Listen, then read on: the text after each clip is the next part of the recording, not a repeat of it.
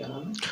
Sir मेरा नाम सुमित गौतम है और एसपी के यहाँ जो शिकायत कर दिया है, क्या है पूरा मामला?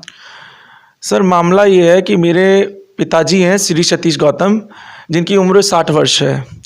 और सर ये मामला प्रॉपर्टी का मामला है, जिस पर हम लगभग 17 साल से हैं और इस पे हमारा कार्य है।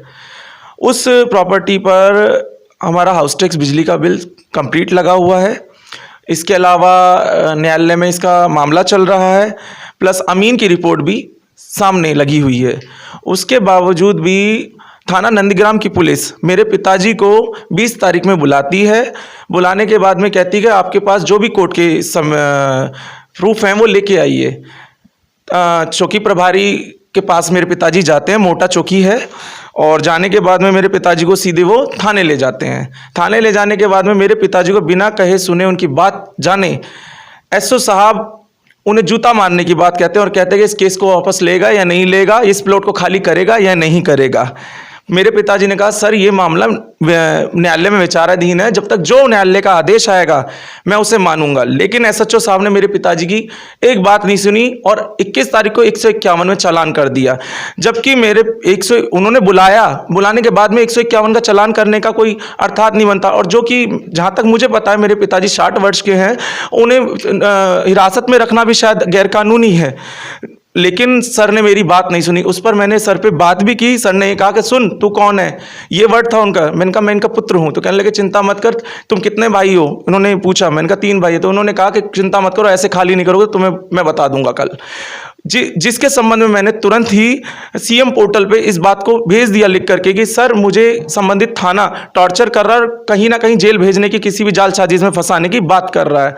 सर मेरा ये कहना है कि जो संबंधित थाना नंदग्राम है, एसओ साहब है, वो उस पक्ष का क्यों साथ दे रहे हैं? क्या कारण है ऐसा? वो न्यायालय की बात को क्यों नहीं सुन रहे हैं, क्यों नहीं मान रहे हैं? जब उन्हें हमने बार बार बोल दिया न्यायालय में विचाराधीन है मामला, तो वो इस बात को क्यों नहीं समझ रहे हैं? बार बार मुझसे एक ही बात कहते हैं, कोर्ट का स्टे लाइए, कोर्ट का स्टे लाइए, मैं तभी रोकूंगा सेकंड पार्टी को। कल सेकंड पार्टी ने बिना न्यायालय के आदेश के, बिना कोर्ट के आदेश के वहां दीवार खड़ी कर दी। मैंने उसके संबंध में काफ़ी बार प्रार्थना लगाई, काफ़ी बार प्रे की, लेकिन उन्होंने ये कहा कि जाकर के स्टे ले आइए, मैं कर दूंगा। जबकि मैंने उनसे कहा सर आप मुझसे तो स्टे मांग रहे हैं, लेकिन सामने वाली पार्टी के पास ऐसा क्या प्रूफ है जो वो वहाँ दीवार, हमारा जाल तोड़ के, हमारी गेट को तोड़ के वो दीवार खड़ी कर रहे हैं? उन्हें क्या राइट है?